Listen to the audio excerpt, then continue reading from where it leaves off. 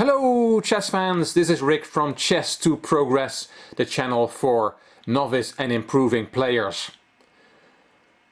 When you want to get better at chess, there is 4 things you need to do. You need to study tactics, which is the chess term for combinations. You need to study endgames. You need to study the classics, the classic games from the great players of the past and the present. And you need to analyze your own games.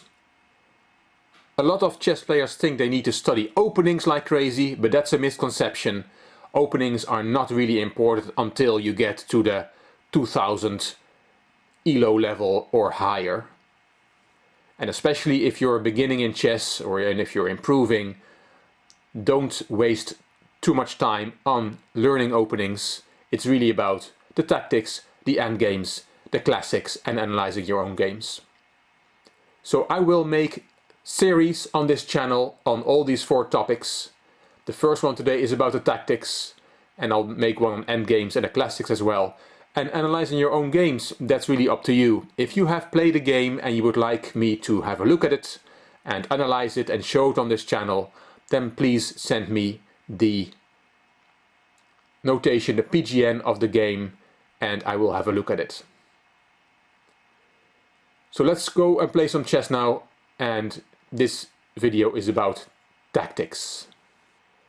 I've picked a fragment of a recent game, very recent. This was played on Sunday the 15th of January 2017 in the Tata Steel tournament, one of the biggest tournaments of the year, and it was an all-Indian clash between Pentala Harikrishna with white and Baskaran Adhiban with black. And this is the position after the 10th move from white, h2, h3. It was a Spanish Archangel variation, and let's see what happened here. White Harikrishna, black Adhiban. It's an opening position, all the pieces are still on the board, and here what strikes the eye is the pawn on e4. Can black not just take that pawn with the knight? Knight takes e4, because that just wins a pawn. It's not protected by white, so it can be taken. Well, if black had done that, then we see a tactic, because then there is bishop b3 to d5, and that bishop is forking both knights.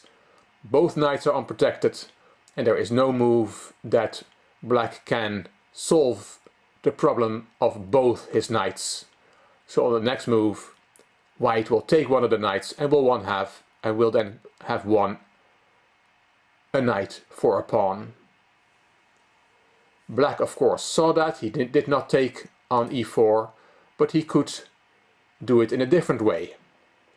He took the pawn on d4, e5 takes d4, white took back, c3 takes d4, and now he took the pawn, knight f6 takes e4. Harikrishna played bishop b3 to d5, as we just saw. That attacks both knights at the same time, a bishop fork. But now black can defend both knights in one move with queen e8. As you can see, the queen protects both knights. In the previous variation that was not possible because there was still a black pawn on e5. So it looks like black has won a pawn after all. But the tactics are not finished.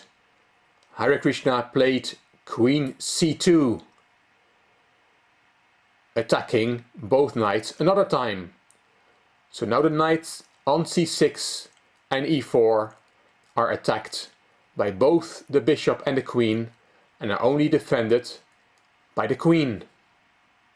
So it looks like white is going to win a piece after all. Well, we're still not finished. Knight c6 to b4 is a great move from Adhiban. It attacks the queen. Well, that's okay. We can take that piece that we're attacking. Queen takes e4. Queen takes e4. And bishop takes e4.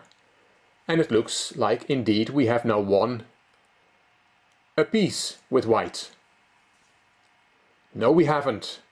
The saving move here, played by Adhiban, is d6, d5, and there is another tactic, because that bishop is now caught in the middle of the board. If you look at all the squares, the bishop has no safe square. The knight on b4 is taking the d3 and c2 squares away. The f5 square is covered by the bishop on c8. You cannot take the pawn because it's protected again by the knight on b4.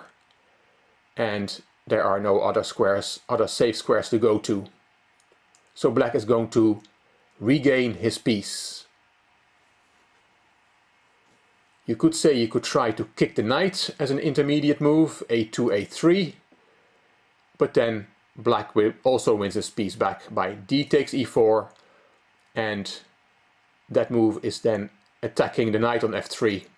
So a takes b4 and e takes f3. And the dust has settled and we see that we have actually a good position for black. He has an extra pawn and he has the bishop pair, which is generally stronger than the bishop and knight combination. So a2, a3 is not the right thing to do. What Harikrishna played is bishop takes h7. We call that a desperado. The bishop is going to get lost anyway, so we might as well take a pawn for it. Adhiban took back on h7, and now we have a more or less equal position. Yes, black has a bishop pair versus bishop and knight for white, but it is about equal. So a wonderful tactical skirmish. Both players, by the way, knew this, they had seen it before, they may have played it before, so it's not as spectacular as it looks, at least not for players of that level, but I thought it was quite nice to show you. Tactics in the opening, lots of things happening, lots of pieces hanging in between moves, and this is what tactics is all about. And tactics is a very important part of chess. So if you want to improve, you should study lots of tactics, and I'll help you with that through this channel. Hope you enjoyed this first tactical video. If you did, please give it a thumbs up, please subscribe to my channel, and I'm looking forward to your comments.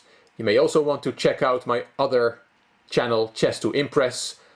The Tata Steel tournament, of which this game is from, is in full flow, and I'm doing daily videos with highlights of the games.